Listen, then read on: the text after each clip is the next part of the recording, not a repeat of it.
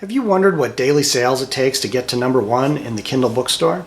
Well, in this video, I'm going to explain how I cracked that code and why it's important to understand how it works.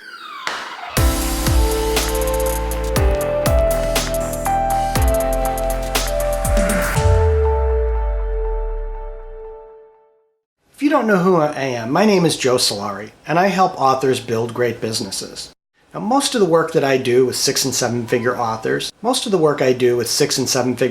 focuses in on their business. We're talking about cash flow, profit and loss, strategy, things that are about the business of writing. From time to time, we face a business problem where I need to bring in a particular set of skills I've developed in the past when I worked at a pricing analytics company. This was one of those cases. Now, before I go any further, when I work with authors, we have a confidentiality agreement in place, as I do in this case with this particular author.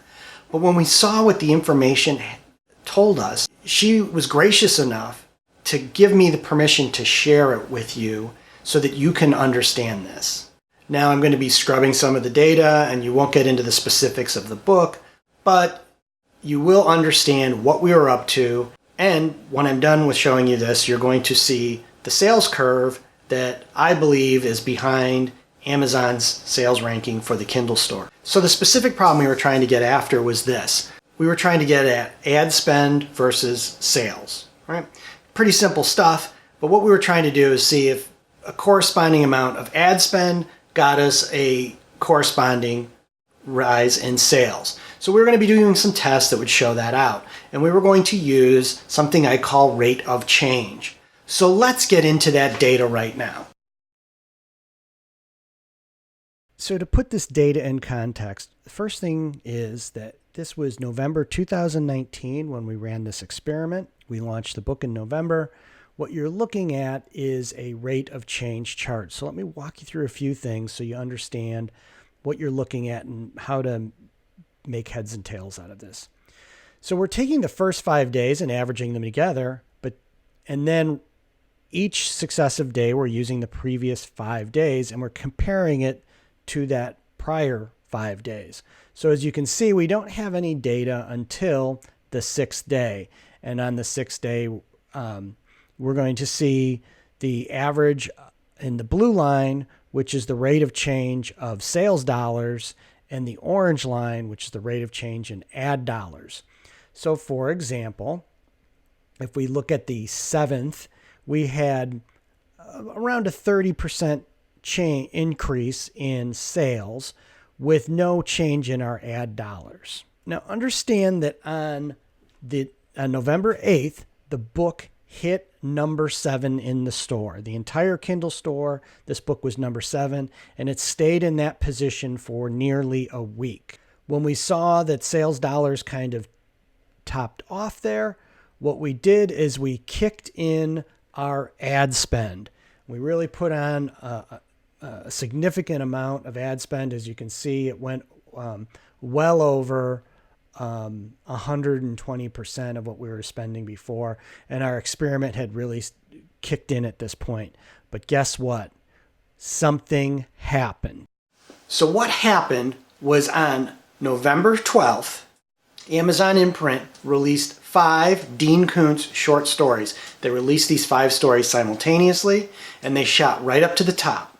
They took the positions from #2 through #6. Right when we kicked in all this advertising spend. Now this gets to something that I talk to authors about. I think there's 3 components to what makes an author successful in a business. First is talent. You have to have an innate ability to tell stories and be good at the whole thing of storytelling. In the analogy of sports, thinking like a tennis player, this would be just being genetically predisposed to play tennis well, having long limbs, having the right kind of body build to be a good tennis player. The next component is skill. Skill is even more important because when you look at skill, it's the kind of thing that you can increase your proficiency. So we're talking about marketing, advertising, craft, all the things that you can go and learn how to do better. You may already be good at these things. If we're talking about, again, my tennis analogy, This is how you learn to play the game, how you use the rules to your benefit, how when you start to rank up and play other pros, you learn how to navigate that ranking system, how you use your racket. All these different things are skills that you can improve. The third component is luck. Good or bad, luck plays into this. Sometimes fortune favors you, sometimes it doesn't. And in this particular case, we got the bad bounce. So when faced with bad luck, rather than trying to rationalize or feel sorry for ourselves, we acted. And what we did was this.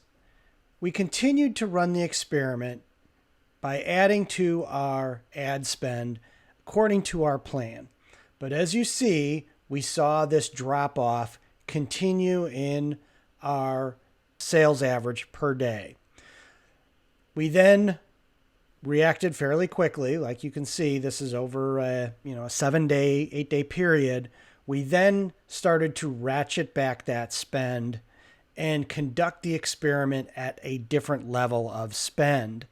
And what you can see is we were then able to identify a correlation of our ad spend to reactions in our sales dollars. As we played with these variables, we were then able to get this to tweak to a point where we could see responses in what we were spending. But all in all, our initial experiment was kind of a failure because we had this incident happen that really threw off our results. So after a bit of time passed, I went back and looked at the data we had collected. We had collected a lot of variables and trying to make heads and tails of what was going on with this situation. One of the things we were looking at was correlation. So we're seeing if some factor is tied to a variable. A perfect positive correlation is 1, meaning whatever the relationship is, it's in lockstep. A perfect negative correlation is a -1, meaning for every one positive change, there is an equal negative change. And that's what we're looking at when it comes to rank, because your rank gets smaller, gets closer to 1, the more sales you have. And we tracked 3 things to see if we could find a correlation. We were seeing if there was some data here that could help us to better understand how Amazon goes about coming up with rank. So you can see in this first column, we have a correlation to sales. And we were able to have a 0.92 correlation. That's very high.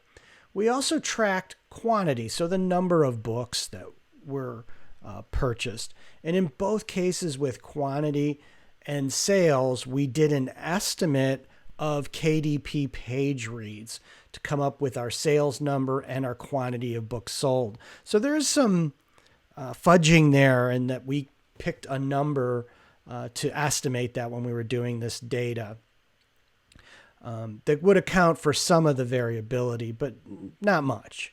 And then the third piece here we tracked is an average, a 5-day moving average that we were creating ourselves to see if there was a correlation. And what you see that's interesting is that in the beginning, and these are daily numbers as we rolled out, the sales and quantity was very highly correlated to negatively to rank. So the higher the number of books we sold or sales we had, the lower rank got. To this point here, where we were in the high negative 90s, and then there was a transition away from those straight measurements to this rolling average, picking up a better correlation. So the next thing that I did was I wanted to see, now that we had this data, could we figure out through regression analysis what the actual curve looked like that corresponded rank to sales, rank to rolling average, or rank to quantity. So the next slide here is just that. It's a regression analysis that we did. And you can see here 2 examples. The first one is quantity. So this is the books sold, and rolling average. And you'll notice here what's called the R-squared value. That is an analysis to give us a feel for the goodness of fit. So how close is our projected curve to the data? The further the data away, the lower that number is. And you can see a great example here in that our rolling average, where the data is kind of weirdly spaced around here, is a 0.459, opposed to this quantity having a 0.9418. So very close. Of course, the next thing to do is to check what actual sales look like when we did this analysis. And what you can see here is the curve that we've created that has a 0.943 R-squared value to our data. And we've projected it out going up to the first rank. This is very interesting to see that we have such a good fit for the data, and we should have a high level of confidence that this is very close to what Amazon has as far as its curve for sales to rank. Now, there's a couple things that I want you to take away from this that are critical for any author to understand. First off, this is what's called a power law curve. You may have heard of the Pareto principle, and it's typically talked about as the 80-20 rule, 80% of your results coming from 20% of the effort. But really, Pareto was focused on things like this, what we call this power law curve. And his initial studies was that 80% of the land was owned by 20% of the landowners. And we see this power law curve pop up in many creative endeavors. It is a major driver behind cumulative advantage in the marketplace and how authors can hold on to rank. So this validates to me that these factors are in place and we have to respect them and understand them. The other thing that you need to understand from this is going off this analysis, for us to have moved from the 7th spot to number 1, we had to more than double our sales from that level. Now understand, to get to this level in the store, we're talking about thousands of dollars per day in sales. So once you get up into these higher levels, the step change that you need to make to go from 7 to 6 and 6 to 5 gets progressively bigger. And to put that into a major context, you can see here that while we were doing somewhere in the order of $3,400 to $3,500 per day in sales with this book, when it was topping out in its rank, that for us to get to number 1, we were going to have to get to somewhere around $8,300 a day in sales. So what are the takeaways from all this data analysis?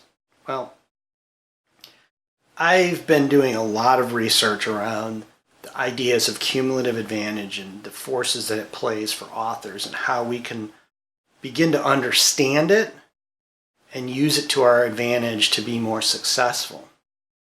Seeing it play out so clearly in the data gives me confidence that this is a force that we're dealing with, and it's one of the most powerful forces there is.